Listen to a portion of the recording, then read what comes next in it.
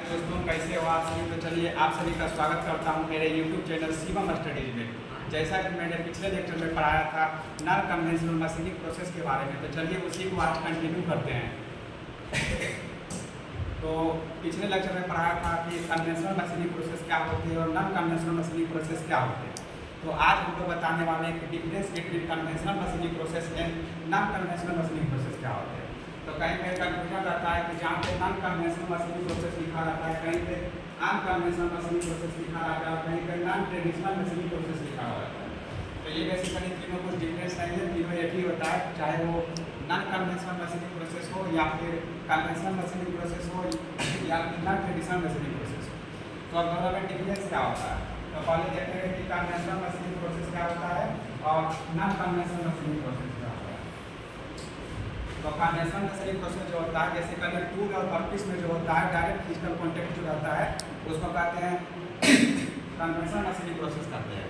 और non conventional machining process जो होता है वो टूल और वर्कपीस में डायरेक्टली कॉन्टेक्ट फिजिकल कॉन्टेक्ट नहीं होता है, उसको कहते हैं नॉन कन्वेंशनल मशीनिंग प्रोसेस कहते हैं। तो अगर कहीं पे डायरेक्ट फिजिकल कॉन्टेक्ट रहता है तो उसमें क्या होता है कि टूल बियर थोड़ा सा ज़्यादा होता है। तो टूल बियर जो बेसिकली वो मोर होता है कन्वेंशनल मशीनिंग प्रोसेस में, और टूल बियर जो होता है वो लेस होता है वो नॉन कन्वेंशनल मशीनिंग प्रोसेस में। अब जहाँ पे टूल बियर लेस ज़्यादा होता है, मोर होता है, तो वहाँ पे क्या होता है कि टूल लाइफ जो होता है वो घट जाता है। तो टूल लाइफ जो मेरा होता है कन्वेंशनल मशीनिंग प्रोसेस में वो लेस होता है, और टूल लाइफ जो होता है नॉन कन्वेंशनल मशीनिंग प्रोसेस में वो मेरा ज़्यादा होता है। और कन्वेंशनल मशीनिंग प्रोसेस में क्या होता है कि डायरेक्ट फिजिकल कॉन्टेक्ट में रहता है, तो इसलिए उसका सरफेस फिनिश जो होता है उतना अच्छा नहीं होता है। तो सरफेस फिनिश जो होता है थोड़ा सा लेस होता है या पुअर बोल सकते हैं। लेकिन नॉन कन्वेंशनल मशीनिंग प्रोसेस में क्या होता है कि इसका सरफेस फिनिश जो होता है एक्सेलेंट होता है, एक्सेलेंट सरफेस फिनिश होता है। उसके बाद क्या होता है कि हम लोग पोस्ट के मामले में भी देख लेते हैं कि जैसे कन्वेंशनल मशीनिंग प्रोसेस होता है उसका एग्जांपल होता है लाइट मशीन होता है, मिलिंग मशीन होता है, ड्रिलिंग मशीन होता है, ये टाइपर होता है, एटीसी। तो ये सब जो होता है थोड़ा सा लेस कॉस्टली होता है, लेस कॉस्टली होता है कंपेरिजन टू मेरा ये unconventional machining process. Unconventional machining process में बहुत सारे प्रोसेस आ जाते हैं, जैसे एजीएम आ जाते हैं, डब्ल्यूएजीएम आते हैं, ईडीएम आते हैं, एलबीएम आते हैं, एटीसी आते हैं। तो जैसे ये देख लीजिए कि कन्वेंशनल मशीनिंग प्रोसेस है जिसको कि हम लोग ट्रेडिशनल मशीनिंग प्रोसेस भी बोलते थे, और एक था नॉन कन्वेंशनल मशीनिंग प्रोसेस जिसको हम लोग नॉन ट्रेडिशनल मशीनिंग प्रोसेस भी बोलते थे। तो जैसे ये लाइट का फिगर है, आप लोग देखे भी होंगे लाइट मशीन का। और ये जो मेरा है बेसिकली आपको बताना है लेजर बीम मशीनिंग, तो ये मेरा लेजर बीम मशीनिंग का फिगर है। तो ये मेरा कन्वेंशनल मशीनिंग बोल है और ये मेरा नॉन कन्वेंशनल मशीनिंग प्रोसेस है। बहुत सारे एग्जाम में क्या होता है कि डायरेक्टली इसका फुल फॉर्म पूछ दिया जाता है कि are following types of non conventional machining process. कि बहुत सारे नॉन कन्वेंशनल मशीनिंग प्रोसेस होते हैं, तो इसका फुल फॉर्म क्या होता है डायरेक्टली एग्जाम में आ जाता है। जैसे कि एजीएम होता है तो एजीएम को बोलते हैं एब्रेसिव जेट मशीनिंग, डब्ल्यूजेएम होता है तो डब्ल्यूजेएम को बोलते हैं पाउडर जेट मशीनिंग, ईसीएम होता है तो ईसीएम को बोलते हैं इलेक्ट्रोकेमिकल मशीनिंग। उसी तरीके से एलबीएम जो होता है एलबीएम को बोलते हैं लेजर बीम मशीनिंग, पीएएम होता है जिसको बोलते हैं प्लाज्मा आर्क मशीनिंग। उसके बाद सीएचएम होता है, सीएचएम को बोलते हैं केमिकल मशीनिंग। उसके बाद ईडीएम होता है, ईडीएम को बोलते हैं इलेक्ट्रिक डिस्चार्ज मशीनिंग। यूएसएम होता है, यूएसएम को बोलते हैं अल्ट्रासोनिक मशीनिंग। ईसीजी होता है, ईसीजी को बोलते हैं इलेक्ट्रोकेमिकल ब्रेंडिंग। और ईडीएम होता है, ईडीएम को बोलते हैं इलेक्ट्रॉन बीम मशीनिंग। तो इतने सारे जो मेरा है नॉन कन्वेंशनल मशीनिंग प्रोसेस होते हैं। तो ये आप लोग एक बार याद रखेंगे। अब हम लोग जो आज का जो मेरा पढ़ाने का टॉपिक है वो मेरा है लेजर बीम मशीनिंग एलबीएम।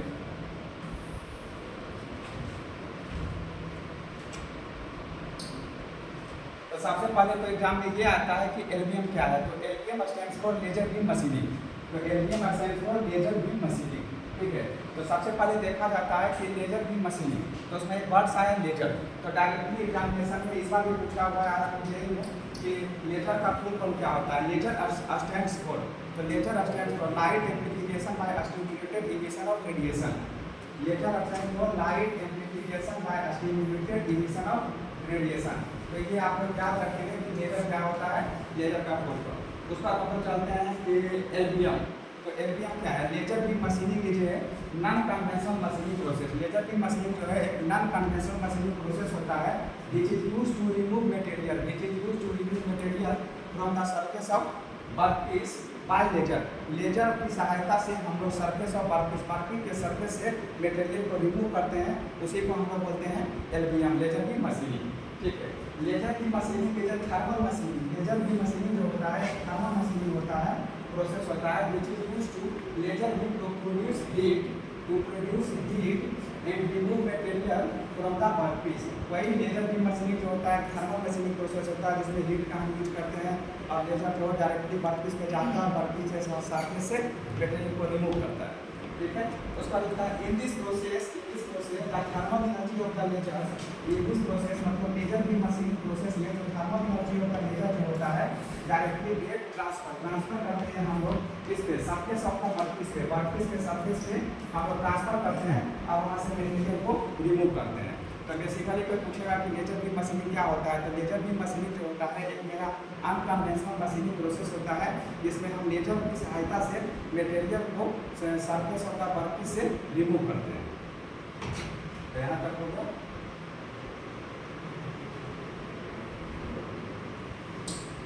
तो बेसिकली ये मेरा डायग्राम है कि कंस्ट्रक्शन जो है लेजर की मशीनिंग का, कि लेजर की मशीनिंग में क्या क्या कंस्ट्रक्शन होते हैं। तो एक बार आप अच्छे से आप लोग इसको देख लीजिए।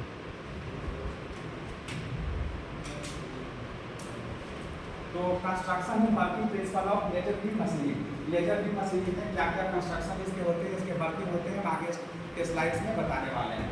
तो मेन पार्ट्स या मेन कंपोनेंट क्या क्या इसका मेन पार्ट्स होता है या मेन कंपोनेंट क्या क्या होता है ऑफ द लेजर की मशीनिंग में।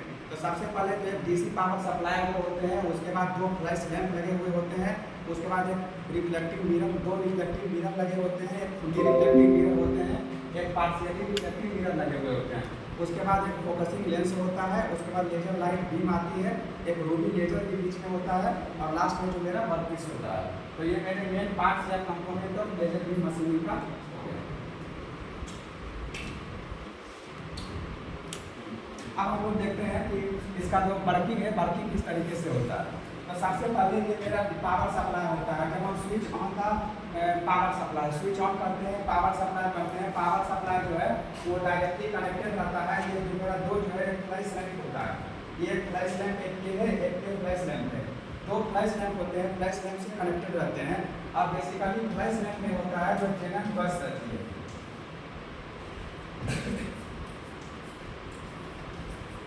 फ्लैश लैंप में जो है जेनन गैस बनी रहती है। और क्या होता है कि इसमें जब हम पावर सप्लाई करते हैं तो इससे क्या होते हैं एटम्स जो होते हैं वो एक्साइटेड होते हैं और लेजर लाइट को प्रोड्यूस करते हैं। तो दोनों तरफ से लेजर लाइट जो है आता है और लेजर लाइट जो है आपके एक जो ये जो है ये जो है क्या है कि रूबी क्रिस्टल होते हैं। ठीक है, इसको बोलते हैं हम लोग बेसिकली रूबी क्रिस्टल होते हैं।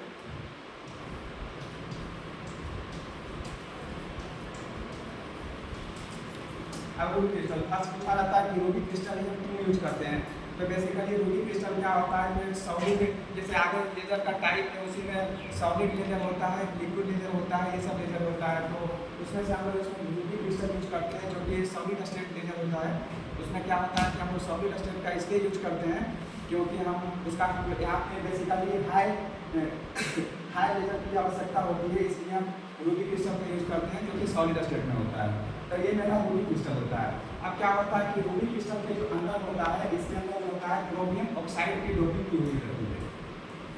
क्रोमियम ऑक्साइड की जो डोपिंग होती है उसके बाद जो दोनों साइड से मेरा क्या होता है कि लेजर लाइट जो होता है आता है, इसमें हीट जो आता है तो इसमें क्या होता है कि इसके जो एटम्स होते हैं क्रोमियम होती है रूबी क्रिस्टल के जो अंदर जो है मेरा क्रोमियम ऑक्साइड की जो डोपिंग हुई रहती है और इसमें क्या होता है कि इसके जो एटम्स होते हैं वो एक्साइटेड हो जाते हैं। तो आप देखेंगे कि बेसिकली लेजर जो बेसिकली है उसका बेसिक प्रिंसिपल क्या है।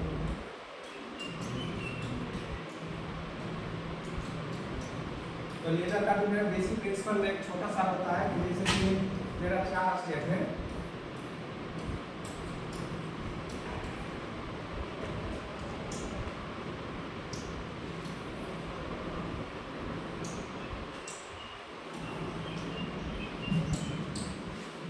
चार स्टेट है। तो सबसे पहले लोअर एनर्जी लेवल पे मेरा इलेक्ट्रॉन का एटम होता है लोअर एनर्जी लेवल पे। जब इसमें हम एनर्जी सप्लाई करते हैं, हीट देते हैं, तो ये जो इलेक्ट्रॉन्स का जो एटम होता है वो हाई एनर्जी लेवल की तरफ चले जाता है। और हम इसमें हीट देते हैं ये और हायर एनर्जी लेवल के पास चला जाता है, और ये हीट देते हैं तो ये एक्सट्रीम हायर एनर्जी लेवल के पास एटम्स चला जाता है। तो उसके बाद क्या होता है, ये जो एटम्स होता है ये भी चाहता है कि हम फिर अपना ओरिजिनल पोजीशन में आ जाए, यानी कि अपना स्टेबल जो होता है अपना स्टेबल पोजीशन ग्रहण कर ले। तो उसके लिए क्या होता है कि ये अपना एनर्जी को रिलेट करता है, एनर्जी को रिलेट करता है ओरिजिनल पोजीशन में आने के लिए। तो क्या होता है कि इसके एटम्स जो बताया था कि क्रोमियम ऑक्साइड इससे बना होता है, जिसके एटम्स आपस में एक्साइटेड हो जाते हैं, और एक्साइटेड होने के बाद इसके एटम्स हायर एनर्जी यानी क्या जाता है हायर एनर्जी के पास आता है, और हायर एनर्जी के पास जाने लगता है। तो इसका जो होता है हायर एनर्जी के पास चला जाता है, ठीक है। और उसके बाद जो ये एनर्जी लिबरेट करता है तो ये प्रोटॉन के रूप में करता है, और ये जो है लेजर लाइट प्रोड्यूस करता है, लेजर लाइट प्रोड्यूस करता है। अब क्या होता है कि इसके एटम्स जो होते हैं रूबी क्रिस्टल के अंदर जो क्रोमियम ऑक्साइड की डोपिंग होती है उसमें क्या होता है कि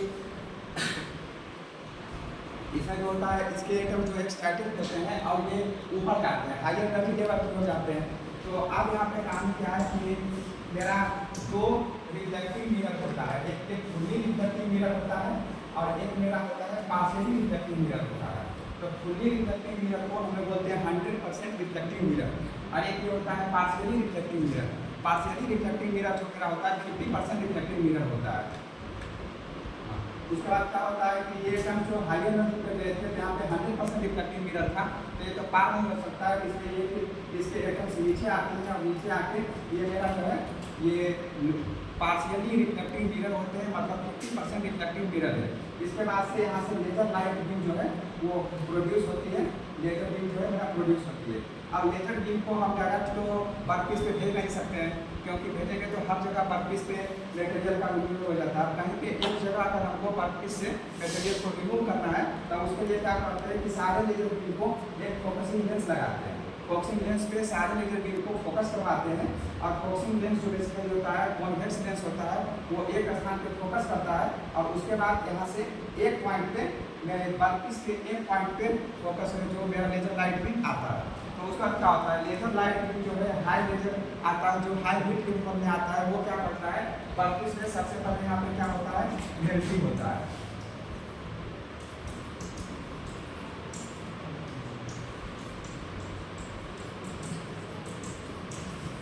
तो यहाँ पे क्या होता है वर्कपीस पे मेरा मेल्ट करता है, और वर्कपीस मेल्ट करने के बाद मेरा वेपराइज हो जाता है, वेपराइज हो जाता है, और मटेरियल जो मेरा होता है वर्कपीस से रिमूव हो जाता है। तो जिसके बाद टोटल जो मेरा ये हो गया working process of laser beam machining हो गया।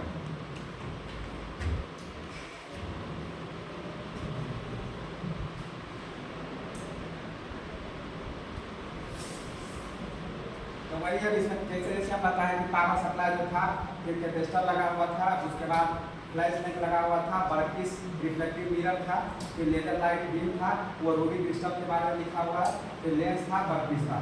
जिस तरीके से वर्किंग बताए हैं वही सारा इसमें पॉइंट वाइज लिख दिए हैं, एक बार अच्छे से आप रीड कर लीजिएगा। तो आपका construction and working of laser beam machining यहाँ तक कंप्लीट हो गया। अब हम लोग नेक्स्ट स्लाइड में चलते हैं कि इसका एडवांटेज क्या होता है।